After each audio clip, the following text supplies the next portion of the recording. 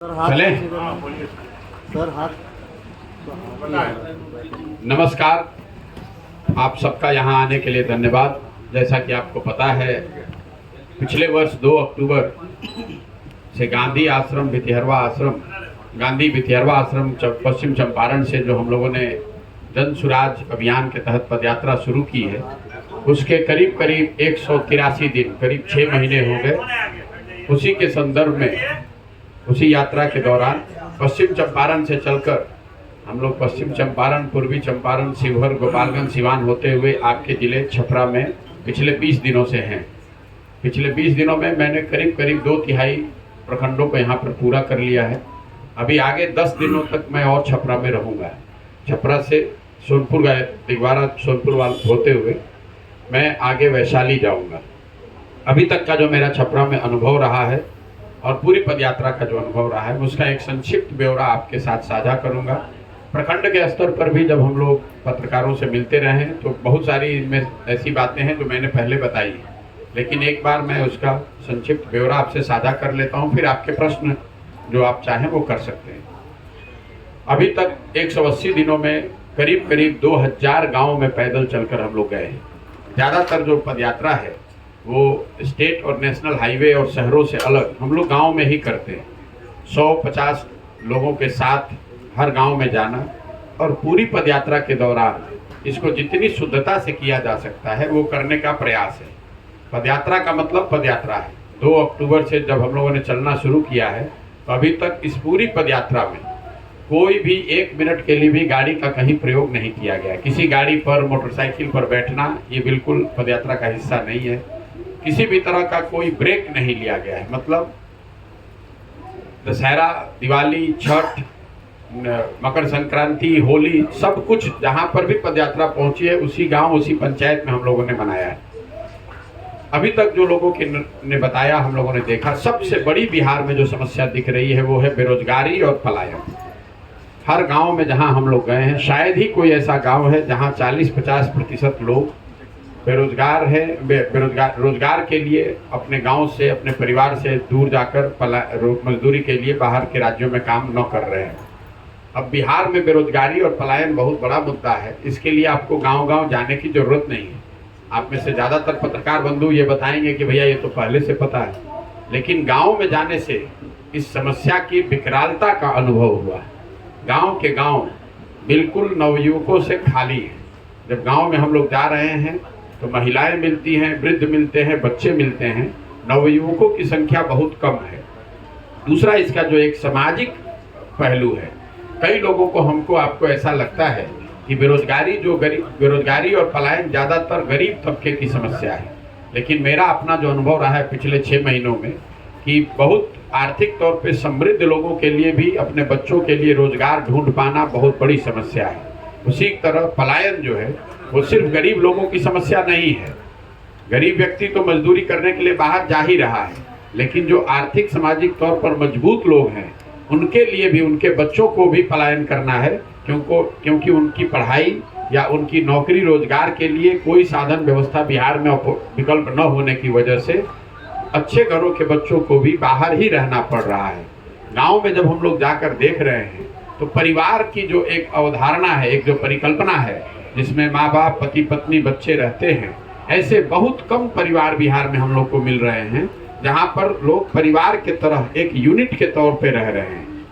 ज़्यादातर जगहों पर जिनकी बहुत गरीबी है उनके बच्चे तो पूरे जीवन ही बाहर मजदूरी कर रहे हैं, लेकिन जैसा कि मैंने आपको बताया, जो मध्यम वर्गीय परिवार है, जो आर्थिक तौर पर बेहतर परिवार हैं, वहाँ पर भी उनके लोगों को अपने बच्चों के साथ रहने का सुख नसीब नहीं है।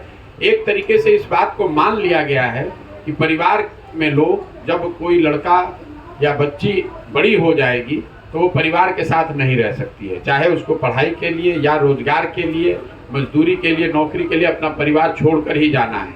तो ये एक बहुत बड़ा सामाजिक पहलू है। जैसे मान लीजिए मैं अभी 1 साल से पैदल चल रहा हूँ, तो कई लोग इस बात की, 6 महीने से चल रहा हूँ, लोग चर्चा कर रहे हैं कि भाई ये अपना परिवार छोड़कर चल रहे हैं। लेकिन बिहार के ज़्यादातर परिवारों की ये सच्चाई है कि वो लोग अपने बच्चों के साथ, लोग अपने माता पिता, अपने पति पत्नी साथ में रहने की उनकी स्थिति ही नहीं है। अगर वो बेरोजगार हैं गरीब हैं तब तो मजदूरी करने के लिए बाहर हैं, साल में एक बार आते हैं, 10-15 दिन रहते हैं, बाकी पूरे समय उनके घर में उनके बच्चे, उनके परिवार के लोग, उनको अपने ही बल पे रहना है। तो बेरोजगारी और पलायन मेरी समझ से आर्थिक, सामाजिक हर पहलू, हर नजरिए से ये बिहार की सबसे बड़ी समस्या है। दूसरी जो बहुत बड़ी समस्या है, चूंकि बिहार में कृषि की बहुत प्रधानता है, तो किसानों की जो हालत है वो बहुत बदहाल है। उसके पीछे जो 3 मुख्य कारण समझ में आते हैं। पहली बात, यहाँ पर जो जमीन की ओनरशिप है, चूंकि बिहार में पिछले 75 साल में भूमि सुधार को लेकर कोई प्रयास नहीं किया गया है, उसकी वजह से बिहार में 60% लोग, ये आंकड़ा याद रखिएगा, बिहार में 60% लोग भूमिहीन हैं। देश के स्तर पर 38% लोग भूमिहीन हैं। बिहार में समाजवाद के नाम पर, सामाजिक न्याय, गरीबों के नाम पर दशकों से राजनीति तो चल रही है, लेकिन भूमि सुधार के दिशा में कोई प्रयास न होने की वजह से बिहार में 60% लोग भूमिहीन हैं, उनके पास एक धूर जमीन नहीं है। दूसरी जो भूमि को लेकर बड़ी समस्या है कि जो 40% लोग जिनके पास जमीन है, उनमें से 40 में से 35 व्यक्तियों के लैंड होल्डिंग जो है, जमीन 2 बीघे से कम है। तो बिहार में जो खेती हो रही है वो कमाने वाली नहीं, खाने वाली खेती है। ज़्यादातर लोग वही अपने खेत में उपजा रहे हैं या उपजा पा रहे हैं, जिससे उनके बाल बच्चों का, उनके परिवार का पेट भर जाए, उससे उसकी आमदनी नहीं हो रही है। आंकड़े ये बता रहे हैं कि बिहार में 100 में 5 से 6 किसान ही ऐसे हैं जिनके लिए खेती आमदनी का जरिया है। ज़्यादातर लोगों के लिए खेती अपने पेट भरने का उपाय है, या फिर उस खेत में मजदूरी वो लोग कर रहे हैं। ये किसानों की सबसे बड़ी समस्या है। भूमि लैंड ओनरशिप जो है, इसी से जुड़ा हुआ सारा पहलू है। लोगों के पास रसीद काटने के लिए पैसे देने पड़ रहे हैं, उसका स्वामित्व का पता नहीं है। भूमि सुधार को लेकर एक जो बड़ी समस्या है, उसका असर आपको खेती किसानी करने वाले लोगों पर दिखता है। दूसरा किसानों की जो बड़ी समस्या जिस वजह से है, वो है जल संसाधन के क्षेत्र में कोई समुचित बेहतर प्रयास न होना। बिहार के स्तर पर करीब 50% खेती योग्य जो जमीन है उसमें बाढ़ का खतरा है, और जो बाकी का 50% जमीन बच गया, उसमें एक बड़ी मात्रा में जमीन ऐसी है जो नदियों के कटाव या सिवान, छपरा जैसे जिलों में चंवर की जो समस्या है, जो जल जमाव की समस्या है। मैं छपरा में इतने दिन से घूम रहा हूँ, मुझे लगता है हजारों एकड़ जमीन यहाँ पर पानी के निकासी के न होने की वजह से या तो वहाँ एक फसल हो रहा है या एक भी फसल नहीं हो रहा है। तो पहली समस्या मैंने आपको बताई खेती किसानी को लेकर, वो है जमीन, भूमि सुधार का न लागू होना। दूसरा है जल संसाधन, या तो लोग बाढ़ की मार चपेट में हैं या फिर उनके खेतों में पानी की सिंचाई की सुविधा नहीं है। एक मैं आपसे आंकड़ा साझा कर रहा हूँ, पूरे देश में बिहार एकमात्र ऐसा राज्य है जिसमें पिछले 10 वर्षों में सिंचित भूमि की मात्रा कम हो गई है। 10 वर्ष पहले अगर बिहार में 100 एकड़ में सिंचाई की सुविधा थी, तो 10 वर्ष बाद पिछले वर्ष वो घटकर 11% से घटकर 89 एकड़ रह गई है। ऐसा इसलिए हुआ है कि पहले जो नहर बनाए गए या नलकूप की व्यवस्था की गई, वो रख रखाव के अभाव में अब उसमें पानी आना या उससे सिंचाई की सुविधा बंद हो गई है। ये मुझे चंपारण में भी दिखा, सिवान, गोपालगंज, छपरा के एरिया में भी दिखा, और आप लोग भी देख रहे होंगे ब्लॉक वाइज भी, पंचायत वाइज भी।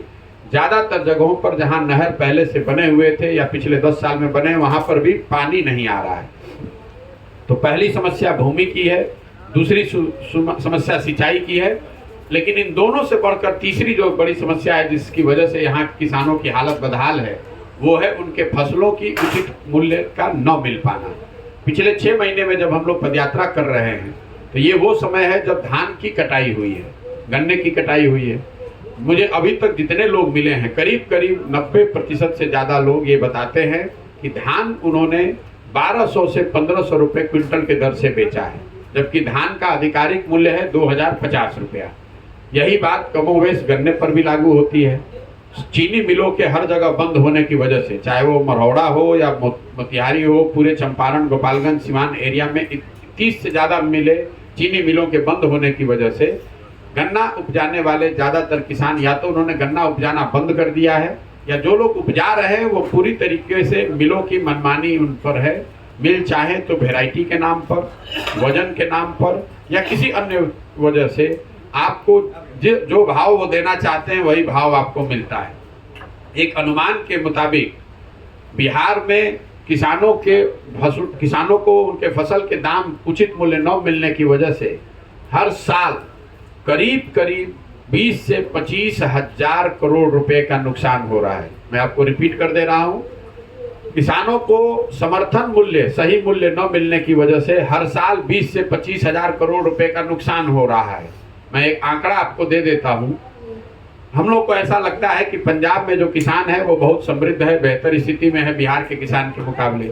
तो बिहार में पिछले 10 साल में सिर्फ 13% धान ही समर्थन मूल्य पर खरीदा गया है और 1% गेहूं समर्थन मूल्य पर खरीदा गया है। पंजाब में ये आंकड़ा है 70%, मतलब 70 जो पंजाब के किसानों ने उगाया 70% धान सरकारी समर्थन मूल्य पर खरीदा गया, 70% से ज्यादा गेहूं समर्थन मूल्य पर खरीदा गया। जबकि बिहार में 10 साल में, एक साल में नहीं, पिछले 10 साल में सिर्फ 13% धान और 1% गेहूं ही समर्थन मूल्य पर खरीदा गया। तो जो सरकारी समर्थन मूल्य है और जिस भाव पर किसान अपनी जमीन, अपना फसल बेच रहे हैं, ये अंतर का जब आर्थिक आकलन कीजिएगा तो वो निकल कर आता है करीब 20 से 25 हजार करोड़। मतलब अगर फसल के दाम सही मिले होते तो बिहार के किसानों को सारी परेशानी के बावजूद 20 से 25 हजार करोड़ रुपया हर साल का अलग से मिलना चाहिए था।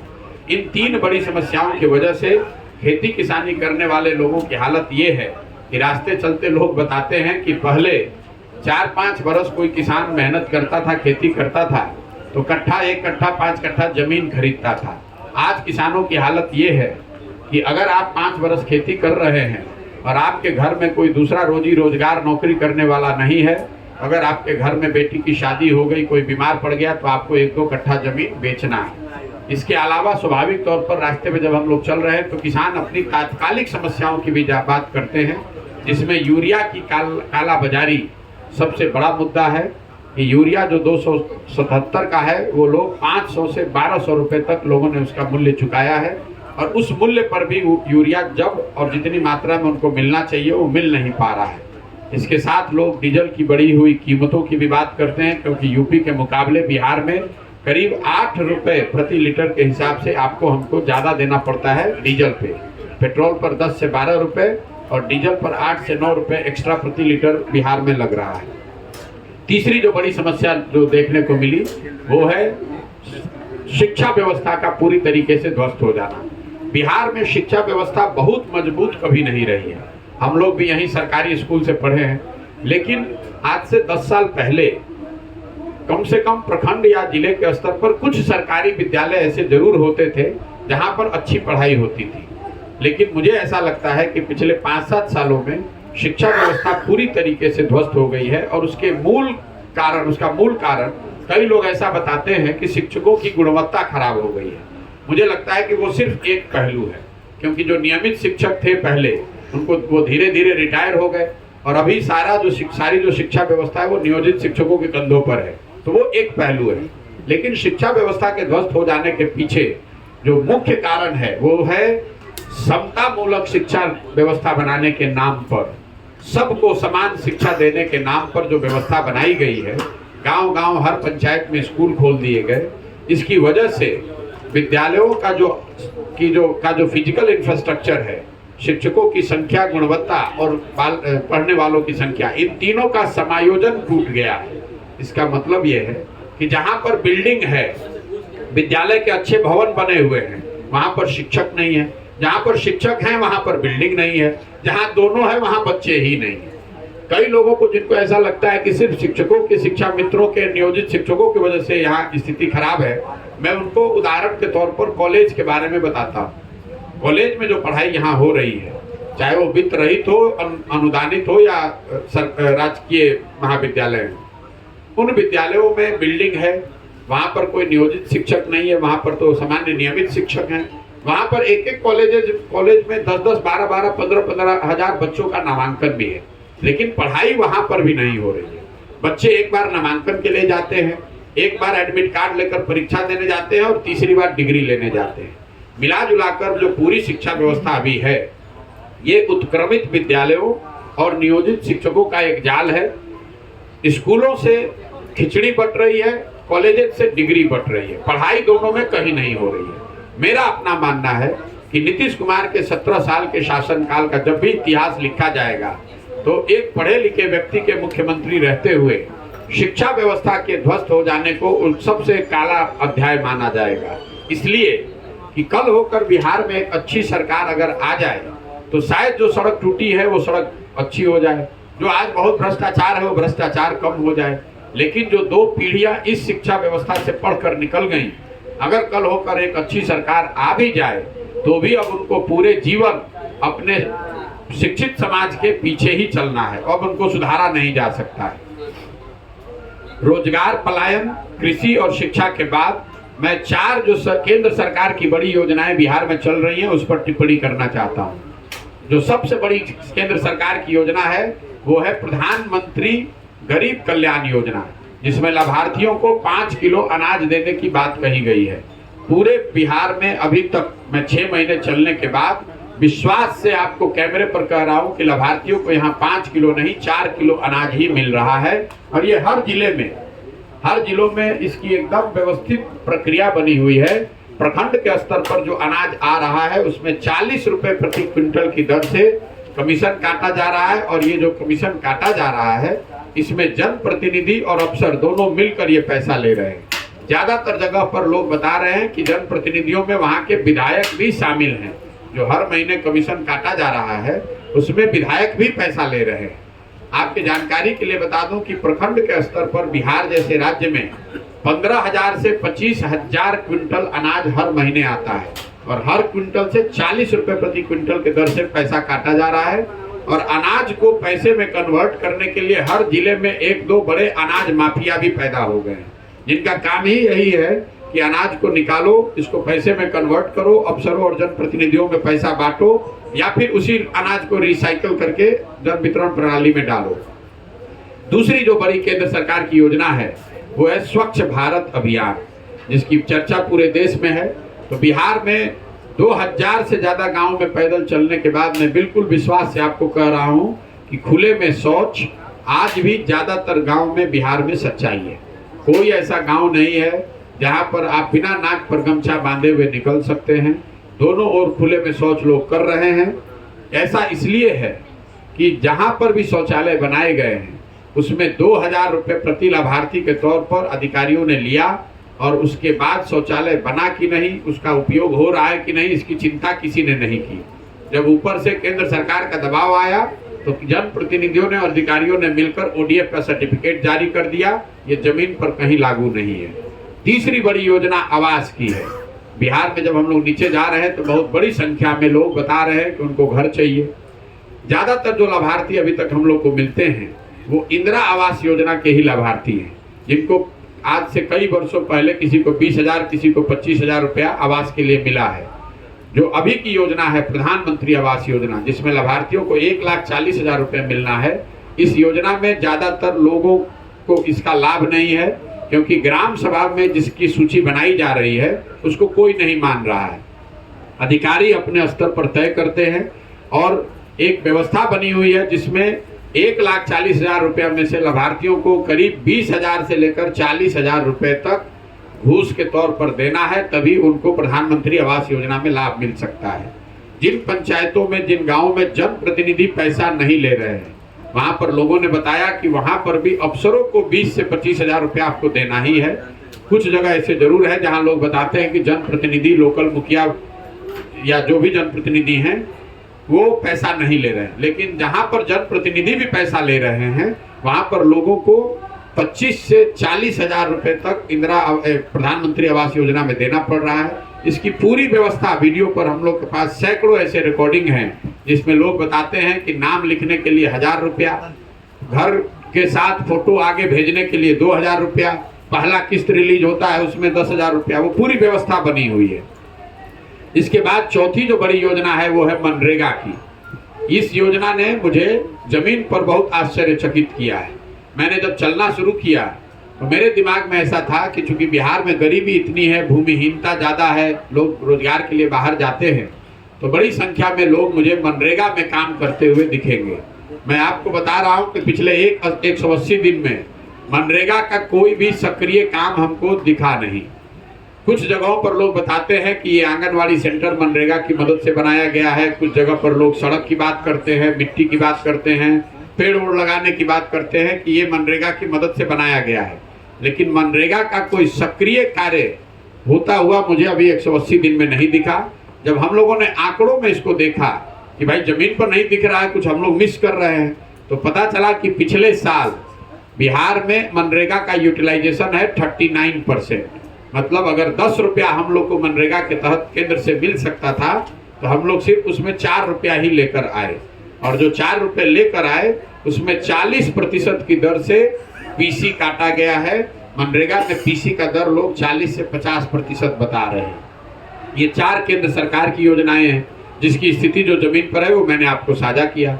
इसके अलावा मैं आपको संक्षिप्त में बताऊंगा कि जो राज्य सरकार की योजना है उसकी जमीन पर हालत क्या है। राज्य सरकार की जो ज़्यादातर योजनाएं हैं वो 7 निश्चय के तहत लोगों को ध्यान में है। तो 7 निश्चय का जो पहला निश्चय है, युवाओं को 18 से 35 साल के बेरोजगार युवाओं को 1000 रुपये मासिक भत्ता, ये इसका लाभार्थी अभी तक हमको एक भी नहीं मिला। इसकी जानकारी लोगों को नहीं है। ये शायद योजना की शुरुआत ही नहीं की गई है पिछले 8 वर्ष में। पत्रकार बंधु भी इस पर कोई सवाल नहीं करते, लोगों ने मान लिया है कि योजना है ही नहीं। दूसरी एक योजना 7 निश्चय की थी, स्टूडेंट क्रेडिट कार्ड की। स्टूडेंट क्रेडिट कार्ड के इक्का दुक्का लाभार्थी मिलते हैं। जब ये योजना बनाई गई थी तब ये परिकल्पना थी कि बिहार में कोई 1.25 करोड़ लोगों को 12वीं के बाद की पढ़ाई के लिए इस योजना का लाभ मिलेगा, ताकि वो ऐसे कोर्स में, ऐसे चीज़ों का में पढ़ाई कर सके जिससे उनको रोजगार मिले और उसके लिए उनको घर वालों से पैसा न लेना पड़े। आज की तारीख में मुझे लगता है कि जो सरकार के आंकड़े हैं वो बता रहे हैं कि पूरे बिहार में 10 लाख से कम लोगों को स्टूडेंट क्रेडिट कार्ड का लाभ मिला है, और ये योजना भी ऐसी है जिसको धीरे धीरे ठंडे बस्ते में डाल दिया गया है। 2 बड़ी योजनाएं जिसकी आप लोग चर्चा करते हैं, सुनते हैं, वो है नल जल योजना और नालियों गलियों के पक्कीकरण की बात।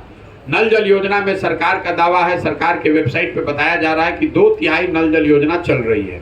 मैं गांव में चलने के बाद आपको बता सकता हूं कि करीब करीब 2/3 योजना काम नहीं कर रही है। 10 में 3-4 योजना ही काम कर रही है। अलग अलग जिलों में, जैसे चंपारण में, शिवहर में तो 10 में 9 योजना काम नहीं कर रही है। लेकिन गोपालगंज, सिवान और छपरा में मेरा जो हम लोग की जो गणना है, जो हम लोग देख रहे हैं, 10 में 6-7 योजना काम नहीं कर रही है, 2-3 योजना काम कर रही है। नल जल योजना के बनाए जाने में जो भ्रष्टाचार हुआ है, जो टेक्निकल प्रॉब्लम है वो तो है, लेकिन जो जमीन पर बात समझ में आ रही है इस योजना के चलने में, वो है जमीन का स्वामित्व, जमीन का मालिकाना हक। जिस जमीन पर ये नल जल योजना बनाई गई है, ज्यादातर वार्ड या गांव में, ये उस समय के जो वार्ड सदस्य जीते हुए थे, उन्होंने या तो अपने जमीन पर इसको बनवा दिया है या अपने किसी सगे संबंधी दोस्त मित्र के जमीन पर बनवा दिया। अब जब वो लोग वार्ड सदस्य के तौर पर चुनाव हार गए हैं तो उन्होंने एक तरीके से लिटिगेशन खड़ा कर दिया है, इसका हैंडओवर ही नहीं हो रहा है नए वार्ड सदस्य को। दूसरा, ऐसे लोग जिनके जमीन पर ये लगा हुआ है, जिनके मन में ये धारणा थी कि हमारे जमीन पर ये योजना चलेगी तो हमारे घर से किसी को सरकारी नौकरी मिल जाएगी, जब उनको सरकारी नौकरी मिली नहीं या कोई सरकार की ओर से सुविधा मिली नहीं तो उन्होंने नल जल योजना को एक तरीके से अपने कब्जे में ले लिया है। कई जगह तो हम लोगों ने ये देखा कि विवाह शादी में लोग पंप चलाकर बाजाप्ता पानी बेच रहे हैं। नल जल योजना की ये हालत है। अंतिम जो बात 7 निश्चय की है वो है नालियों गलियों के पक्कीकरण की बात। 7 निश्चय की 2015 में ये सबसे बड़ी योजना थी। 2015 में अनुमान किया गया था कि बिहार के घरों के नालियों के पक्कीकरण और उस पानियों को बाहर एक बड़े नाली से निकाल कर निस्तारण के लिए कोई 80,000 करोड़ रुपए 5 वर्ष में खर्च किए जाएंगे। मैंने जो गांव में देखा, अभी तक घरों के नालियों के पक्कीकरण की बात कहीं नहीं है। सड़कों के किनारे बेतरतीब तरीके से बड़े नाले जरूर बनाए गए हैं, लेकिन ये नालों को ना घरों के नालियों से जोड़ा गया है, ना इन नालों के से पानी को ले जाकर गांव के बाहर निस्तारण की व्यवस्था की गई है। परिणाम ये हुआ है कि ज्यादातर नाले बड़े कूड़ेदान में परिवर्तित हो गए हैं। रोड के किनारे नाले तो बने हुए हैं, लेकिन उससे पानी के निस्तारण की कोई व्यवस्था नहीं है। इसके अलावा जो 2 विषय है जिस पर हम लोग मानते हैं कि सुधार हुआ है, वो है बिजली और सड़क। हर आदमी समझता है कि पिछले 10-15 साल में इन दो क्षेत्रों में काम हुआ है। तो मैं आपको पदयात्रा के अपने अनुभव के बाद ये बता सकता हूँ कि निश्चित तौर पर बिजली के क्षेत्र में सुधार है। हर जगह बिजली आई है, जहाँ पर भी हम लोग गए हैं वहाँ बिजली दिखी है। लेकिन बिजली के साथ साथ लोगों की एक बड़ी शिकायत बढ़े और गलत बिलों की है। हम लोग जितने गांव में गए हैं, करीब करीब हर गांव में लोग बता रहे हैं कि उनकी नज़र में 2000 से 5000, 6000, 10,000, 1 लाख, 1.25 लाख तक भी लोग लाकर बिल दिखा रहे हैं। उनकी नज़र में बिल गलत आ रहा है और बहुत बड़ी संख्या में लोग बिल न दे पाने की वजह से या तो लोक अदालतों का चक्कर लगा रहे हैं या फिर उनके घरों का कनेक्शन काट दिया गया है और वापस वो कटिया फंसा कर ही, तार फंसा कर ही अपना बिजली का काम कर रहे हैं। सड़कों की जहाँ तक बात है, मैं निश्चित तौर पे ये कह सकता हूँ कि नेशनल हाईवे और स्टेट हाईवे जिस पर हम लोग कम चलते हैं, लेकिन जहाँ भी चले हैं उसमें सुधार है, इसमें कहीं कोई दो मत नहीं है। लेकिन ग्रामीण सड़कों की स्थिति कमोवेश वही है जो लालू जी के जमाने में लोग बताते हैं होती थी। ग्रामीण सड़कों की हालत, जो ग्रामीण कार्य विभाग के अंतर्गत की सड़कें हैं या जो पंचायतों की सड़कें हैं, उसकी हालत आज भी उतनी ही खराब है जितनी पहले थी। दो बातें जो पिछले 2 महीने से मैं सुन रहा हूँ सिवान और छपरा स्पेसिफिक, वो है कानून व्यवस्था की बात। जब मैंने चंपारण से चलना शुरू किया था तो महागठबंधन की सरकार अभी अगस्त में बनी थी। ज्यादातर लोग ये बताते थे कि देखिए महागठबंधन की सरकार बनी है, कानून व्यवस्था कहीं बिगड़ सकती है। लेकिन पिछले 2 महीनों से मैं लोगों से रोज सुन रहा हूँ कि कानून व्यवस्था बड़े तेजी से बिगड़ी है। कम से कम सिवान में और छपरा में हर दिन लोग अपराध की घटनाओं का जिक्र करते हैं, बताते हैं, चाहे वो मर्डर है, अपहरण है, डकैती है। लोग बता रहे हैं कि इस साल अकेले में बिहार में 15 से ज्यादा मुखिया जिलों को गोली मार दिया गया और करीब 6 से ज्यादा सरपंचों को मारा गया है। तो बिगड़ती हुई कानून व्यवस्था एक नई बात है जो हम लोग सिवान और छपरा में सुन रहे हैं पिछले 2 महीनों से। इसके अलावा शराबबंदी पर मैं कोई टिप्पणी ज्यादा करना नहीं चाहता हूँ, क्योंकि ये मान ली गई है बात हर जगह कि शराबबंदी का मतलब है कि शराब की दुकान बंद और होम डिलीवरी हर जगह चालू। इसमें कहीं कोई दो मत नहीं है। हर गांव में लोग समझ रहे हैं, जान रहे हैं, बोल रहे हैं कि शराब हर जगह उपलब्ध है, सिर्फ शराब की दुकानें बंद हैं। शराबबंदी के नाम पर एक पूरा शराब माफिया खड़ा हो गया है। हर जगह थाना प्रशासन, जो भी लोग सामाजिक राजनीतिक तौर पर इस क्षेत्र से जुड़े हुए हैं, वो हर आदमी शराब के जरिए पैसा कमाने में लगा हुआ है और जनता का, बिहार की सरकार का 20,000 करोड़ रुपया साल का नुकसान हो रहा है। मैंने स्वास्थ्य व्यवस्था पर कोई टिप्पणी नहीं की, इसलिए नहीं की कि मैं अनुमंडल और जिलों के अस्पताल में मैं जाता नहीं। पदयात्रा ज्यादातर ऐसे जगहों पर नहीं है जहां मुझे अनुमंडल और जिला अस्पताल को देखने का अवसर मिले। लेकिन जिन जगहों पर हम लोग गए हैं, गाँव में, पंचायतों में, वहाँ स्वास्थ्य व्यवस्था कुछ है ही नहीं। जब है ही नहीं तो उस पर टिप्पणी क्या करें। कहीं पर भी मुझे सब सेंटर या प्राइमरी हेल्थ सेंटर या CHC चलता हुआ नहीं मिला। जहाँ पर कि कोई स्वास्थ्य केंद्र हो, डॉक्टर साहब हो, वहाँ मरीज हो, दवा बट रहा हो, ऐसा कहीं हमको अभी तक 2000 गांव में कहीं नहीं मिला है। ज़्यादातर लोग करीब करीब ग्रामीण चिकित्सकों पर आधारित हैं अपने स्वास्थ्य सेवाओं के लिए या प्राइवेट सर्विस प्रोवाइडर पर। जो सीमावर्ती जिले हैं वहाँ पर लोग या तो यूपी जा रहे हैं या दूसरे जगहों पर जाकर इलाज करा रहे हैं। तो कमोवेश यही अभी तक का अनुभव रहा है। 3 जो सबसे ज्यादा सुने जाने वाले शब्द हैं वो है अफसरशाही से परेशान जनता, दूसरा है सरकारी विभागों में फैला हुआ भ्रष्टाचार और तीसरा है सरकार की सभी योजनाओं में काटे जाने वाला, व्यवस्थित तरीके से काटे जाने वाला PC।